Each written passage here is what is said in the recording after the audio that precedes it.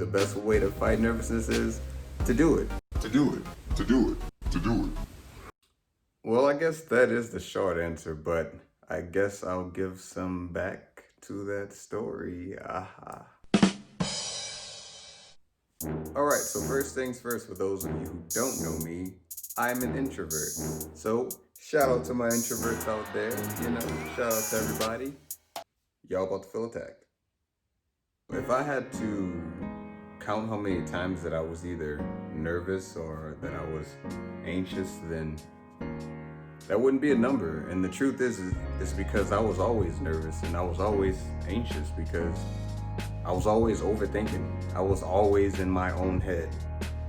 And being in my own head, I heard so many things that no one else was saying but me. And then I started to get self-conscious about myself. And what that made me into was basically an introvert, because for the most part, I didn't really want to be around people because I didn't want them to deal with what I felt like I had to deal with in my head. All right, to reformat all of that correctly, basically, I overthink things to the part where it made me insecure about myself, which made me nervous to be around other people. That's better. Now, I'm not saying being a nervous person or an anxious person is what made me into being an introvert, but I am saying it contributed a ton. Because I definitely had some overly extroverted friends around me sometimes, and I actually had a cousin, my older cousin, who used to always invite me to go to parties with him because he always wanted to go to parties, and I would always tell him that I'll think about it, which we know what that means. Or I'd say no because I didn't know the people. And it made no sense for me to go because what's the point of me going to see people that I didn't know? So this means no school dances really. I only went to a couple. No football games, no basketball games, no real social events that I didn't have to go to. I wasn't going. I mean, it was to the point where I probably wouldn't show up to my own birthday party if I had a choice in the matter. Bruh. Clearly, I saw the people living a different life, which means I just figured that I was just nervous. I was weird.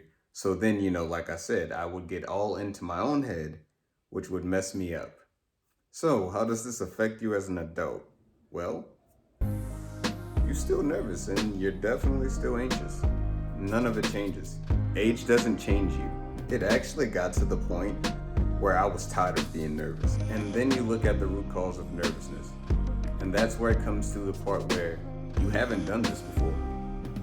And the defense mechanism from when you were a kid, because you remember when your parents told you, no, don't touch something, basically. And it could have been for your own health, actually, as a kid. Don't touch that because it's hot. But that's something that you actually take with you as you get older. And the problem with that is you translate that to things that you've never done before. So sometimes people get stage fright. You've never talked in front of a crowd, so your inner voice in your head tells you, oh my gosh, of all the bad things that could happen. But it never tells you the good things that could happen because it only wants to protect you and not have you do it. Which then you go up there, and if you actually let the voice take control, you vomit.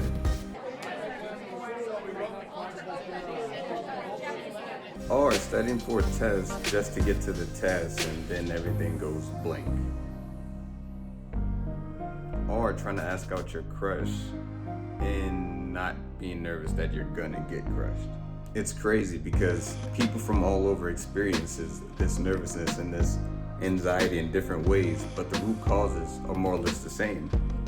And that's because you haven't done it before. And your mind always wants to show you what could happen. But the thing is, like I said in another video, you will never know what could happen until you do it. Because what could happen doesn't really matter, because what happens is the end result that you're actually looking for, is it not? So that's why I say the best way to fight nervousness is just simply don't think about it. Don't listen to the voices. Voices know as much as you. You don't know anything. So the best thing to do is not to think about it and do it.